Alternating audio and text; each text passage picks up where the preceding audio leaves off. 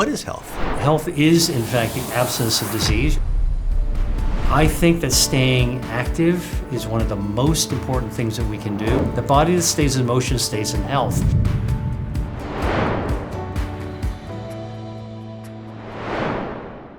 Hello, I'm William Morgan, president of Parker University.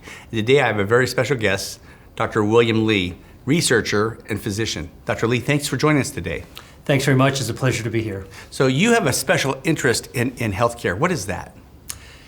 You know, I started, like most physicians, educated in the traditional manners of diagnosing and prescribing and treating disease, but I've really gotten passionate about disease prevention and really thriving through health.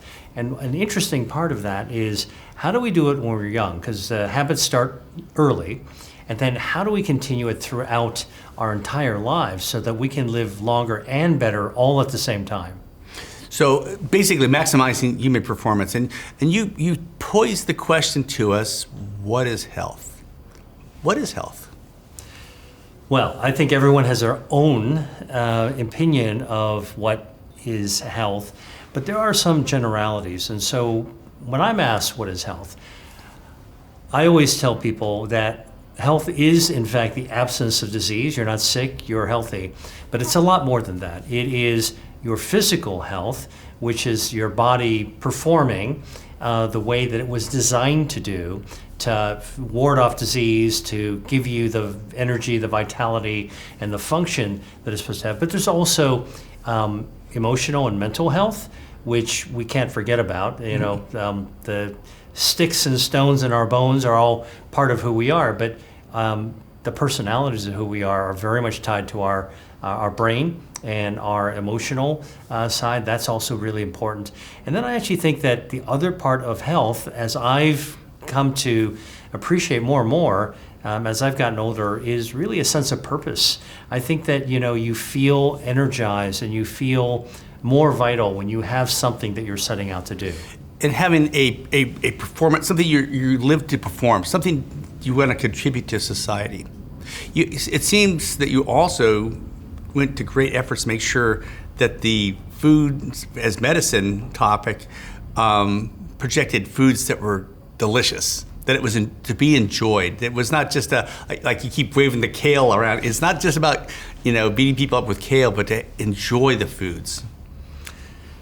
You know, when the concept of food as medicine is brought up, many people think of healthy food as salads or maybe cutting foods out, elimination, deprivation, restriction. And my research has actually shown that some of the most delicious ingredients in the world are found in the gardens and the farmers markets and the village markets that range from the Mediterranean to Asia and really everywhere in between as well. And what that means is that we can go back to the past of these healthy cultures to explore how generations have actually prepared foods in healthy, natural ways. So we're sort of stepping back from this industrialized, ultra-processed, super cheap, super convenient, super engineered to be tasty food, and maybe asking ourselves, what did our grandmothers tell us was delicious, and what have we eaten generations ago, to rediscover, using science, how we can actually love our food and love our health at the same time. And you had a lot of interesting information sharing to prevent cancer, angiogenesis, just a lot of interesting information that was very valuable. What advice would you give to someone who really wants to extend their high performance years of their life, maybe at 1 or 2 decades? We all have the opportunity to extend our best performance, to reach our potential and to fulfill our potential. Requires a lot of assistance that we need from the outside. The medical community can help, our social community can really help, but what we do with our own diet and lifestyle can make a huge difference. So we have at least 3 shots on goal, and actually the numbers tell us that most of us encounter food about 5 times a day. Breakfast, lunch, dinner, a couple of snacks, maybe a dessert. And each of those shots on goal is our opportunity to make a decision for something that we enjoy eating that also is good for us. And that's really what food as medicine research is bringing to the table, bringing to light, is guiding us how to make those healthy choices that taste great at the same time. So we see from what you've shared with us today that metabolism, it kind of spikes when you're a baby, and then it goes back down to an adult level from 20 to 60. How could we extend that from 60 to 80? So really the question is, how do we expand our vitality to the longest decades, the oldest decades possible, so that we can live well and live youthfully, vibrantly? And that's really human performance and human potential. I think of performance and potential as really interrelated. We all have potential, and we have to work at it to be able to reach that potential. The same way, when we're younger in sports, you have to aim for a goal to be able to achieve it.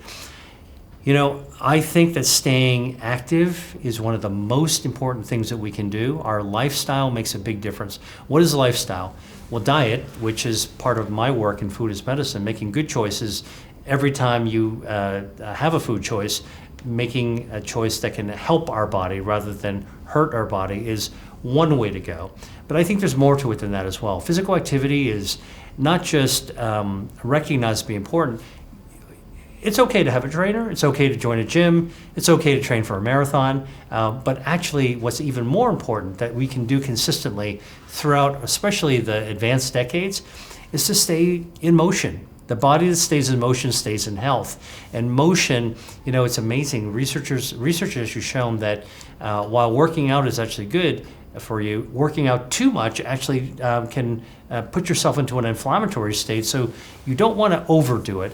And at the same time, even small moves can be helpful. You want to jumpstart your metabolism, and this is something that I find humorous, but it's true.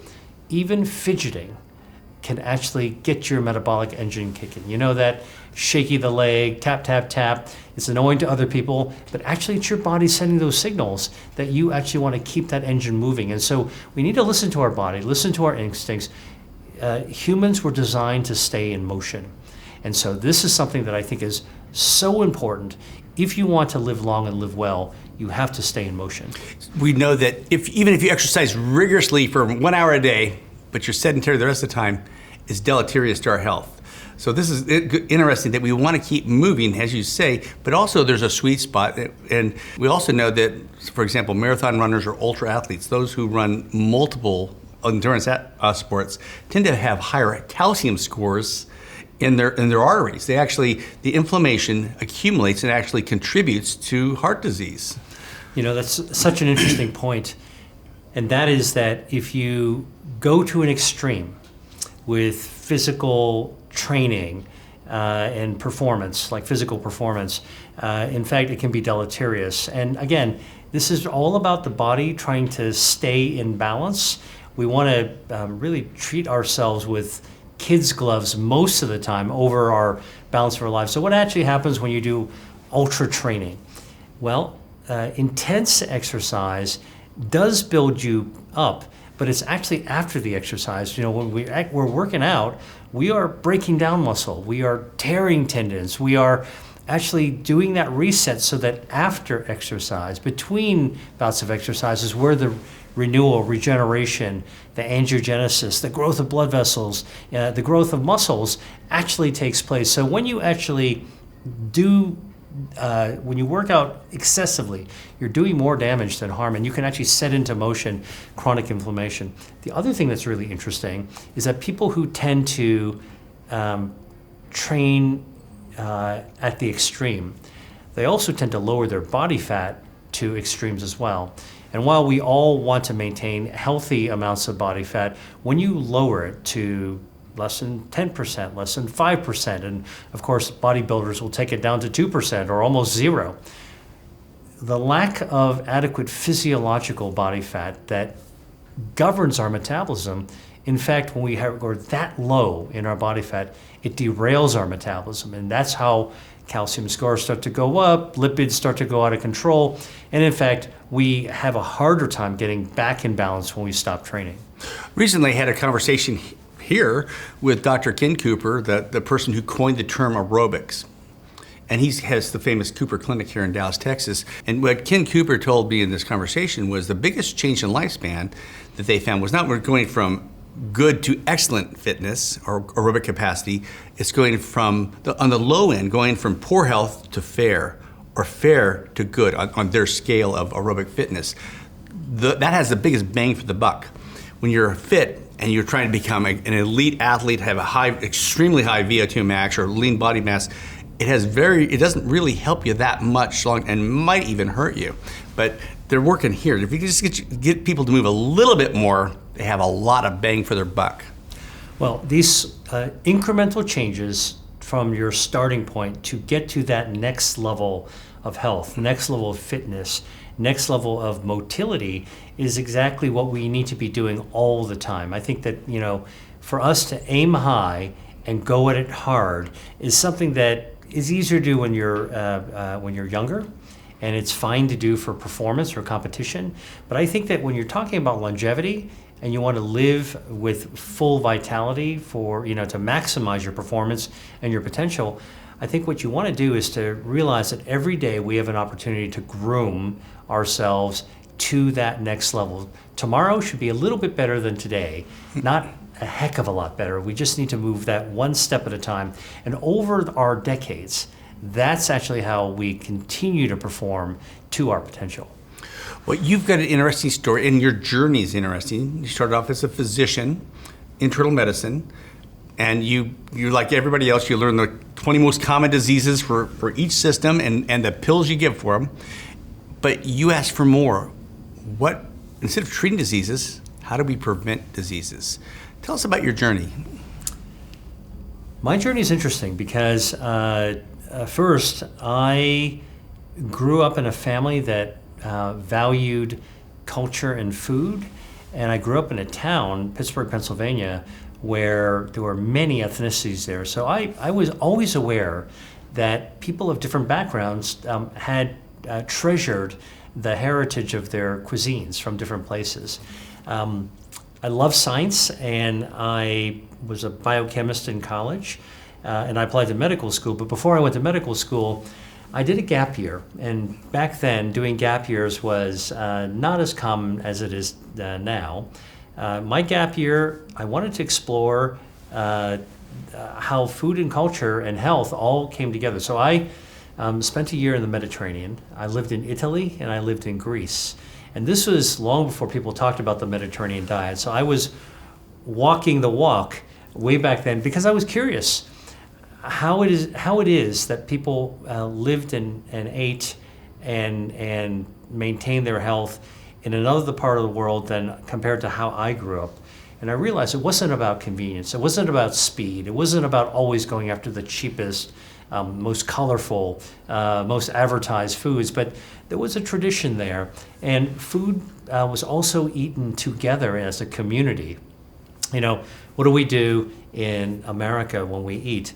Well, first of all, if you're not eating in a car, you're eating by yourself, and you're eating something quickly while you're thinking about something else. And we don't eat enough together. When we eat together, what do? We talk about our job, we talk about our problems. In those traditional cultures, in Europe, in Asia, but particularly in the Mediterranean, people eat together. And you know what they talk about? They talk about the food in front of them. They talk about how it tastes, what season it is, how they would prepare it themselves, how their mother would actually prepare it for them. And actually, it brings you into the conversation itself, brings you into the entire act of eating and the appreciation, the savoring of the meal. And I realized that was an important part of health, so that my own orientation, even though I do really hardcore, rigorous research, understand what it is in the food that's good for us and what the dose is and what the response is and how do you measure it. At the end of the day, when you ask me personally, how do I use food to stay healthy? Number one, it has to taste great. And number one prime, I would say, it has to be healthy. So I really want to try to align those goals of eating for my pleasure and my enjoyment, at the same time as my conscious eating for staying healthy. It's very interesting. Most cultures, historically, the meal is a time of fellowship. The family comes together, and it's shared with a purpose. And in most of these cultures, it's almost ceremonial. And there's certain things you wouldn't do, and it's insulting it would be insulting to have someone spend a lot of time on a meal and then scarf it down. But the whole concept of enjoyment, that there is a reason to live. There's a zest of life that is part of it. And I hear that in your lectures and from your books, that life is meant to be enjoyed. And we've been given the gifts of good health in the foods we eat if we use them correctly. It's so true. We've been blessed by having the gift of health in the beginning of life. Most of us have, and the land around us, where we live in our planet, is a bounty of healthy food. We've come to kind of veer away from that over, I think, the past decades, but the pendulum is swinging the other way. We're beginning to realize we need to protect our planet to be able to protect that bounty, to be able to better appreciate the foods that maybe our ancestors actually knew inherently. What's different now is that we have the power of research and science to understand what our ancestors kind of always recognized, but maybe didn't understand the same way. So we can take a very contemporary, very specific, very precise view to our food. And I think that makes us want to work harder to be able to be healthier and to live more vitally. The idea of savoring, I think, is a very important part. Savoring takes time, and ideally it's shared with someone else. Very good. Well, thank you for joining us today. Is there any parting bits of advice you'd like to share with our audience? One of the things that I'd love to be able to, leave people with is this idea that we're all empowered to be able to reach our potential, and we can take incremental steps, no matter where you start from, where your starting point in your health journey, to be able to improve so that tomorrow is a better day than today.